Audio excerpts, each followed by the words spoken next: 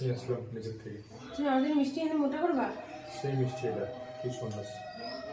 আমি মোটা হয়ে যাবো তো এগুলা খাইলে। মোটা হবে, মোটা লোকরা মোটা হয় না, খাও। তো তুমিও খাও একটুখানি, তুমি খাও আমার সাথে। তাহলে কালকে মিষ্টির প্যাকেটটা আনতে না করলে কেন? ওই বাড়ি থেকে নিয়ে আসতাম আমি। কি খাও তুমি?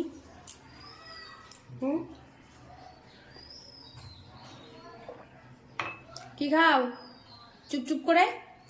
বিস্কুটটা নিলা, বিস্কুটের প্যাকেটটা ঠিক করবে কে?